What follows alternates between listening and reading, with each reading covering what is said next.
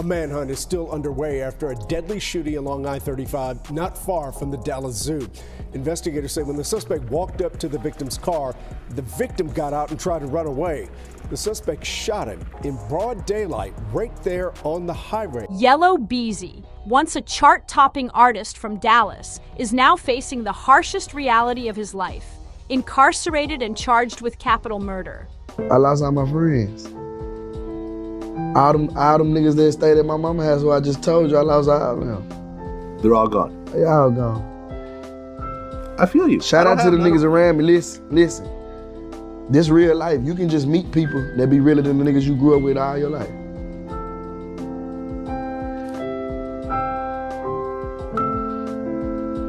The rapper, whose real name is Marquise Conway, once soared through the music industry with viral hits and a flashy lifestyle. Now, all of that has come crashing down as he's accused of orchestrating the murder of his longtime rival, Mo3. Dallas rapper Yella Beezy, born Marquise Conway, has been arrested and charged with capital murder in connection to the 2020 death of fellow rapper Mo3, whose real name was Melvin Noble Jr. Court documents allege that Beezy hired Keion White to carry out the fatal shooting on Interstate 35 in Dallas. White, already serving a federal prison sentence for firearm possession, is awaiting trial for Mo3's murder. Following Beezy's arrest, Mo3's mother expressed her emotions on social media, stating, "Justice for my baby." Mo3 was fatally shot on November 11, 2020, in a brazen daytime attack on Interstate 35 in Dallas. The assailant pursued Mo3 on foot before shooting him multiple times. Prior to his death, Mo3 and Yella Beezy were reported to have had ongoing disputes, though the exact nature and extent of their disagreements remain unclear. Keion for 2020 and later sent. Authorities believe Beezy played a central role in the fatal shooting of Mo3, whose real name was Melvin Noble, in November 2020. What was long speculated to be more than a rap feud has now turned into a courtroom battle. Nearly 4 years after the incident, prosecutors claim Beezy hired 22-year-old Keion White to carry out a targeted execution. Let me say this first. Rainwater, my manager, it's not no street. Let me say it again. Rainwater, my manager, is not no street. He graduated high school and went to college, sir. Sir, you get what I'm saying? According to official reports, Mo3 was traveling north on Interstate 35E in Dallas, near Illinois Avenue, when a black Chevy Camaro pursued him. The gunman, believed to be white, allegedly chased Mo3 on foot before opening fire, striking him multiple times.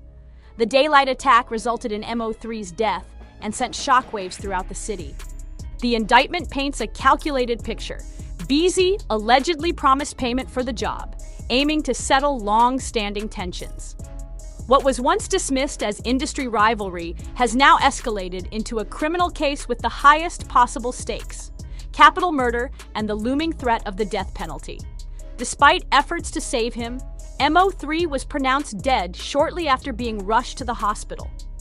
His injuries were too severe.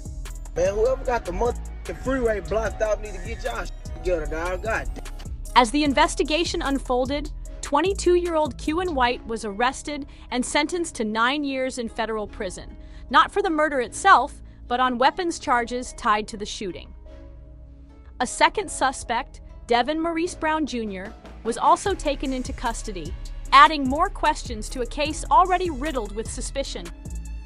For years, many asked who was behind the hit. That question lingered until Dallas authorities officially arrested Yella Beezy. Booked into Dallas County Jail and held on a $2 million bond, his arrest seemed to confirm what many had long speculated. Mo3's death was not a random act of violence, but a calculated execution.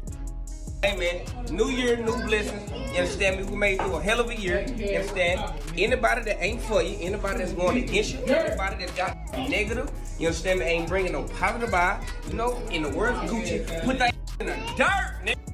Beezy's arrest sent shockwaves through the hip-hop world.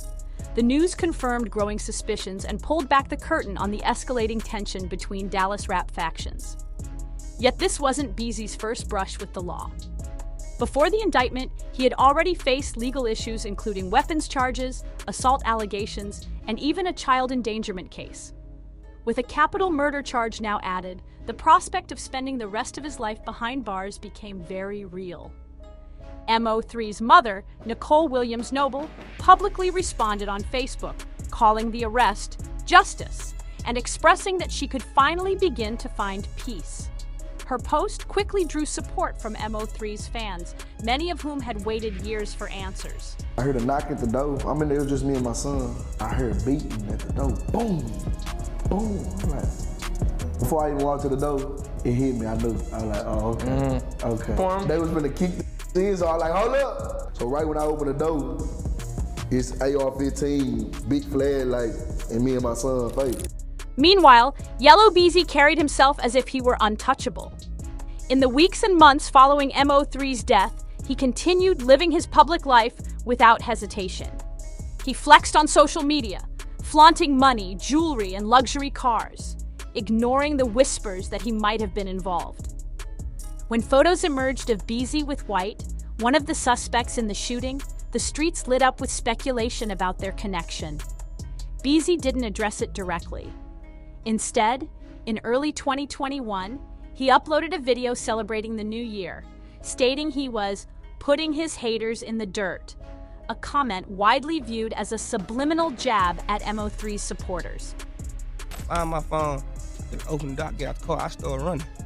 You know what I'm saying? I get out the car, started running. Were they chasing you? Or nah, They were gone? I think they were gone. You know what I'm saying? But I ain't know. Like, Right. I just know somebody came up beside the store shooting. For many, it confirmed that Beezy wasn't just unbothered.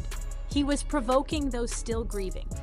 What once looked like typical rap competition quickly revealed itself as something far more dangerous. Yella Beezy's behavior in the months following MO3's death wasn't just about pride. It was a show of confidence, as if he believed he was already untouchable. But that illusion shattered in February 2021, when undercover officers arrested Beezy after discovering 5 firearms inside a bulletproof SUV. It was clear he was moving like someone expecting confrontation, possibly even war. Despite the warning signs, Beezy kept operating recklessly. Rather than laying low, he continued to feed into the tension. His longtime associate and fellow Dallas rapper Trap Boy Freddy escalated things further by dropping multiple diss tracks mocking MO3's death. The disrespect was blatant, signaling that Beezy's camp felt no remorse. They weren't just denying involvement, they were doubling down. But now, facing a capital murder charge, Beezy's future hangs in the balance. If convicted, he may never walk free again. And the danger isn't only legal. Inside the prison system, high-profile inmates like Beezy often become targets. MO3's name still carries weight in Dallas, and behind bars, unresolved street politics don't disappear. They intensify. The wrong word or the wrong move could lead to retaliation. This isn't just a fall from grace, it's a collapse of everything Beezy once built. Behind those walls, he now has time to reflect on the choices that led to this point, especially how a feud that spiraled beyond control has left his career and freedom in ruins. Ironically, Beezy and MO3 weren't always enemies. At one point, Dallas's rising stars stood side by side, taking photos together, performing on the same stages, and showing mutual respect. But when the industry spotlight hit, so did the pressure. Old street politics, unresolved grudges, and rivalries buried deep in Dallas's neighborhoods came bubbling to the surface. MO3, known for his raw, unfiltered storytelling, warned early on that success in rap often came with enemies from the past. As his popularity surged, so did resentment from those who once stood close. Even Baton Rouge legend Boozy Badazz got caught in the crossfire, finding himself in the middle of this growing tension as he aligned with MO3, praising his talent and collaborating on music. The Dallas scene had the potential to unite, but instead, it fractured. And now, what began as rap rivalry has transformed into a cautionary tale of how fame, pride, and unfinished business can turn deadly. At first glance, Dallas appeared to be on the verge of unity. Boozy Badazz, a Southern rap legend with deep roots in Baton Rouge, seemed genuinely impressed by the talent emerging from the city. One artist who stood out was MO3. Boozy quickly aligned himself with the rising Dallas rapper, appearing alongside him in multiple vlogs, praising his skills, and even collaborating musically.